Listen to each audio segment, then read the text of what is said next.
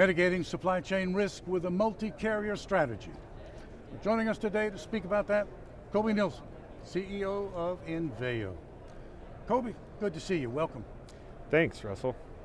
Coby, I think it's fair to say that over the last couple of years, as we've been dealing worldwide with the pandemic, shippers have had to deal with all kinds of bottlenecks and problems in the supply chain.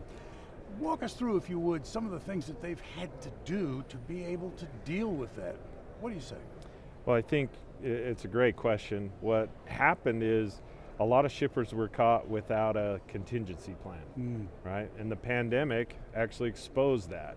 So they found themselves in the impossible position of trying to adjust on the fly. They didn't have established carrier relationships, and they even had their partners coming in and cutting them off and saying, hey, we're going to cap your volumes, we just can't handle this demand. And so I think it woke them up. Now they understand that, hey, we can't be caught that way again. Consumers were pretty forgiving through the initial stages of the pandemic, but we can't claim to be surprised anymore. Can you say supply chain resiliency?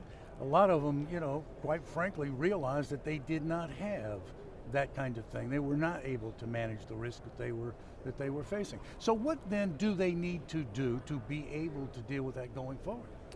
Great question. I think there's really two aspects of this.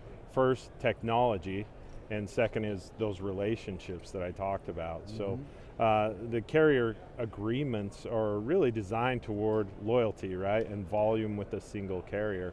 From a technology standpoint, a lot of these businesses and shippers have standardized on even carrier-owned technology. And so that put them into a corner.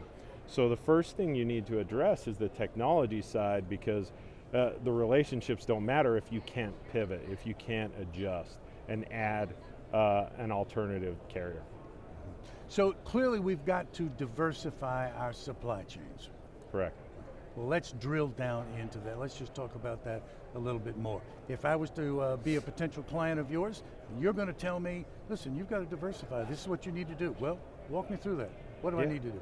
Yeah, so I think it's really important to model out what the needs are that you have, because every carrier, every shipper is different.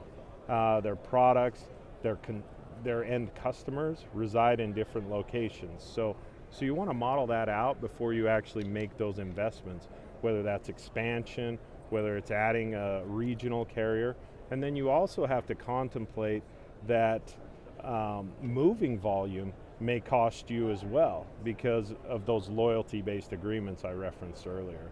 So you need a platform, you need technology, you need folks who can look at that and help you understand the best way to move forward before you actually cut those checks. What do I need to know about the potential carriers that I want to onboard? It's got to be a process where I've got to look at certain things. I need insight into how I'm going to make that selection. What do I need to know? I think you need to know capacity. I think you need to know performance, right? Time in transit, how are they performing under the current conditions? Those are probably the most important things, aside from cost, right? Cost is paramount for all these shippers. Not everybody can lose money on shipping, right? So those are the factors that have to be considered before you make a decision. What do I need to know about this potential carrier when I'm concerned about distributing my parcel volume? What do I need to find out about this entity that I'm looking possibly to partner with? Yeah, I think you need to understand how they perform in the regions that you're looking to serve. So folks may be really strong in the southeast and weak in the northeast. So those are measurements, those are metrics, those are data points that exist that can be analyzed before you make those decisions. We know quite well, all too well I suppose, the challenges that we've had to deal with because of the pandemic over the last couple of years. What we don't know is what challenges are coming down the pike. So looking forward, if I ask you to sort of look into your crystal ball, tell me, how can I prepare for what may be coming? Yeah, well fortunately, we're all clairvoyant, right? So Thank you. Thank you. no, we can't see into the future. All we can do is understand the nuances that are in front of us at this point in time and hopefully anticipate those trends.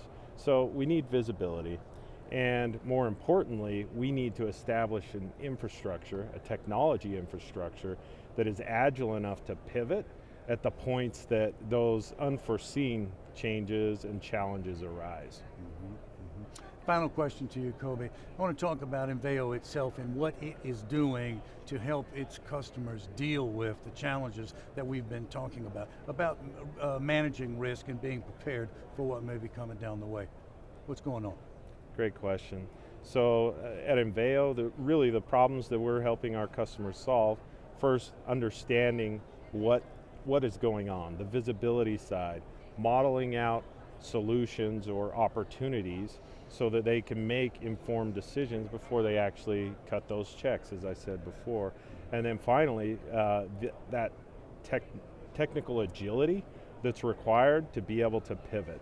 You can't, I mean, you may know a carrier in a certain region is the best solution for you, but if you can't add them or you can't move to them in an efficient way, they do nothing for you. Good information, and you may very well have just saved somebody some money. Listen, I know you're busy here at the conference, but you found time to speak with us. Thank you very much. Thanks, Russell. Appreciate you having me. It's Coby Nilsson, Inveo, speaking to us today about mitigating our risk by a multi-carrier strategy. Thanks for watching.